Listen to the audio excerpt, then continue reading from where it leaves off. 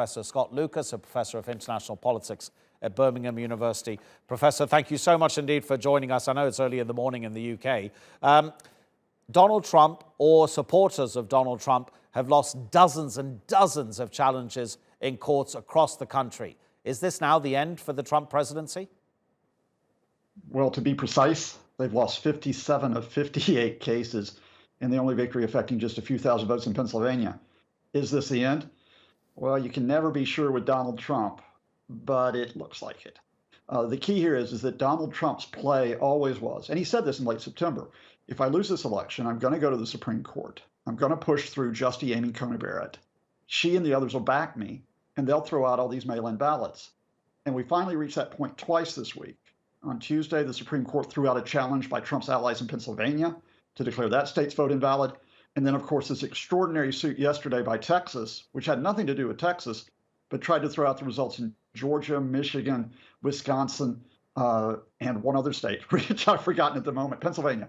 And the court not only threw this out, they unanimously rejected the approach. And 7 of the 9 justices said, look, you don't even have any standing to bring this case. And the other 2 said, well, maybe you could bring this case, but even if you did, we're not going to overturn the vote. And reminder, the Electoral College meets on Monday to confirm Joe Biden's victory by 306 to 232 electoral votes. What does it say about those Republican lawmakers who backed the suit? It says that they are well entrenched with Donald Trump right now, and we'll see for how long. Again, 126 of 196 Republican House members, the lower chamber, backed this suit.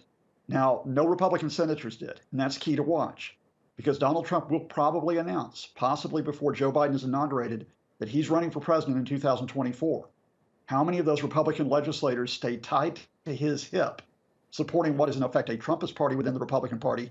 How many of them say enough is enough and try to get back to where the Republicans were only as recently as, say, a decade ago?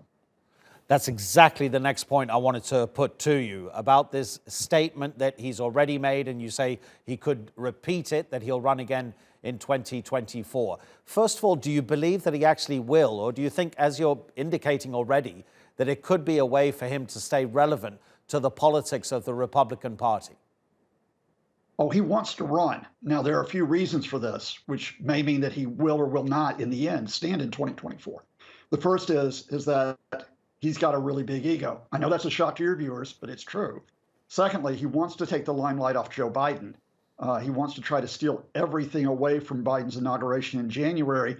And third, this is a man who believes, I don't think he's just spinning, he believes this was a stolen election, and the White House, it's his right to have that office.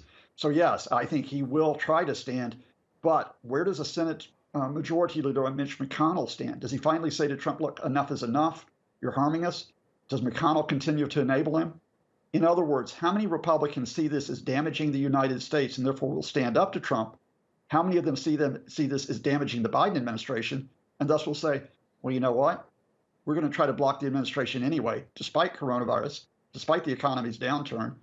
Let's continue being Trumpist, at least for a little while longer. But even if there are Republican lawmakers who believe that enough is enough, all the pictures that we're showing while we're talking to you of Trump supporters who agree with the president that the election, they think, has been stolen from Donald Trump, how much real damage has been done in the United States since November the 3rd because of what's going to come in the future based on what's been happening over the past 5 or so weeks?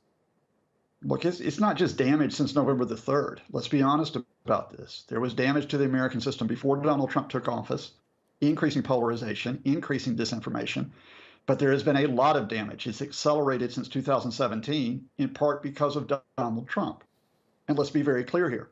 In a recent poll, 54% of Republicans said they would vote for Donald Trump as their preferred candidate in 2024. But we shouldn't ignore the other side. They may come out, they may protest, but the immediate issue right now is, can the Biden administration deal with coronavirus? With almost 300,000 Americans dead, almost 16 million cases. Can it help bring the economy around? Can it provide essential support right now for Americans whose jobs, whose houses, whose education is threatened? In other words, we give a lot of attention to the white noise of Donald Trump, but at the end of the day, you've got to walk the walk. And if the Biden administration can deliver for Americans, then you have an effective counter to those people who still think that Donald Trump is the rightful president of the United States of America. Professor Scott Lucas, thank you so much indeed. Enjoy the rest of your weekend. Take care.